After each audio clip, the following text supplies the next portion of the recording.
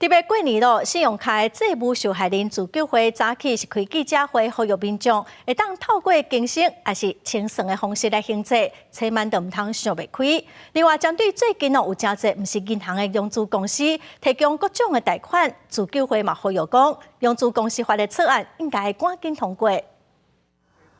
进前高雄有少年阿某挡袂牢还钱的压力，一家伙5个人想袂开，为着避免悲剧搁再发生，卡债受害人自救会再去开记者会呼吁，债务是会使解决的，呼吁债务人莫因为安尼想袂开。只要你诚实来面对，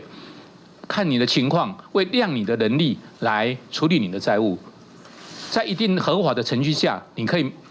全部或部分免除债务是有可能的。在去年1月的时候获得的法院的裁定更生方案通过，只要每个月照着法院认可的还款计划缴。债务人陈小姐讲，较早向代办公司委托借钱，用机车也是手机这方式借贷，结果因为无法度还，逐工真烦恼歹过日。好佳在后来透过消费者债务清理条例，100多万的借款，即马只需要搁还5年，就会当全部还清。卡债受害人自救会表示，自从95年发生卡债风波了后，金管会银行局开始限制规范银行发信用卡，市场才开始出现一寡非银行的融资公司，推销一寡包含机车、汽车的贷款，也有手机的贷款、商品贷款，借贷年纪原来有降低趋势。像讲去年中部真侪间大学都出现学生囡仔去无卡分期集体诈骗，呼吁行政院提出融资公司法草案，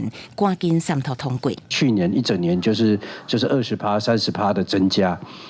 但在融资公司里面，就是它的车贷跟商品贷，目前就是无法可管，所以也没有办法去统计到底有多少。到1个月前，打电话给金管会银行局，也无得到回应。民间团体是建议融资公司应该建立工会，建立自治机制，搁袂使用暴力讨钱来进行债务催收，安尼恐惊产生融资债务风暴。记者综合报道。